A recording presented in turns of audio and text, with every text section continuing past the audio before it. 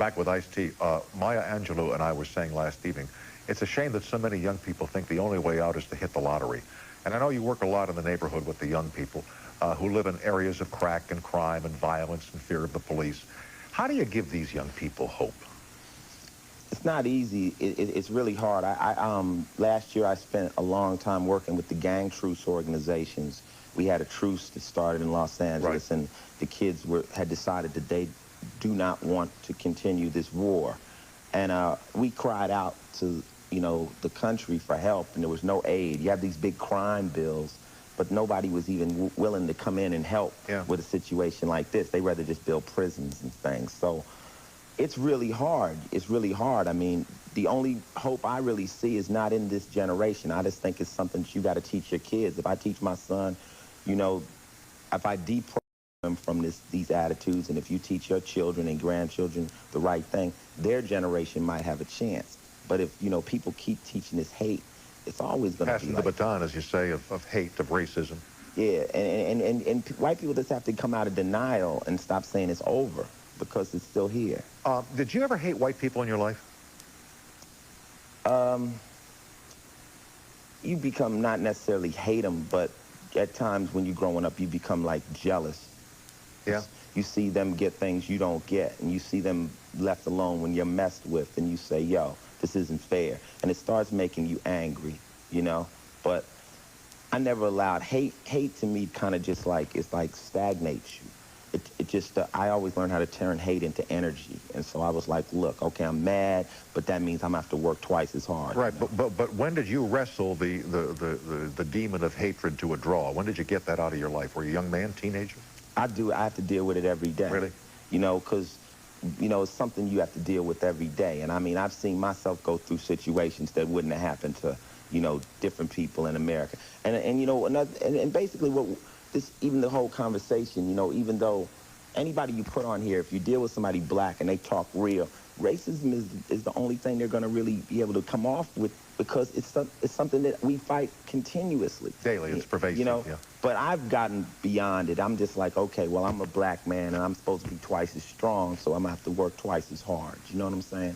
And let's move, and let me help my brothers and sisters and anybody else out there, because if you treat me like a brother, then you my brother. That's how I feel. We are with Sam in New York, New York, on the toll-free line. Hi, Sam. It's Tom. You're on the air. Good evening. Good evening, Jeff. Good evening, sir. Good to see you both. Thank you. I agree with your point of view that black entertainers don't have the money because they're not where the money's being made. My question is, when will black entertainers decide to leave the white-owned companies that they are so much a part of, that they're making so much money for, and start their own movie studios, their own television networks, their own record companies, stop being part of Time Warner or Sony?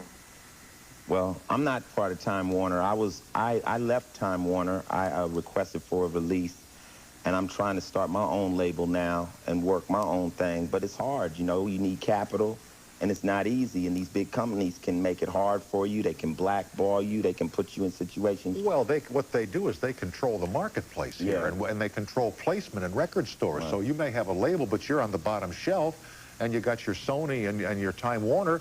They're giant companies, and they control the placement of the product. True, but the caller is right. It's a time that we have to decide that we're going to have to start the foundation at some point.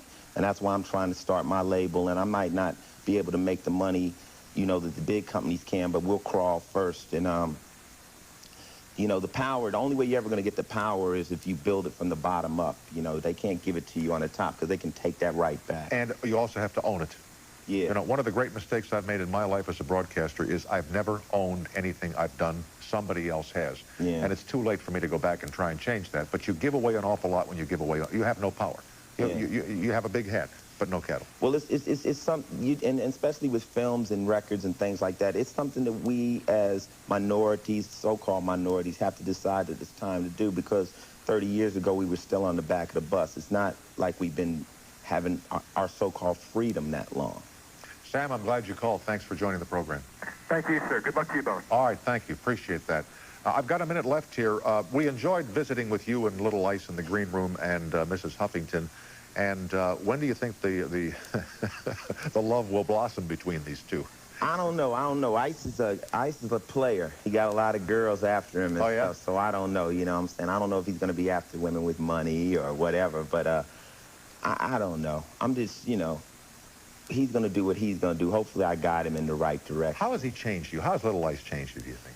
Well, I think kids are the reason. You know, that's the only thing you're ever going to do here that means anything. You got TV shows, cars, house, whatever, but the only Means nothing. Means nothing. only miracle you ever do is create a kid. So yeah, I did something while I was here. You know, that's all.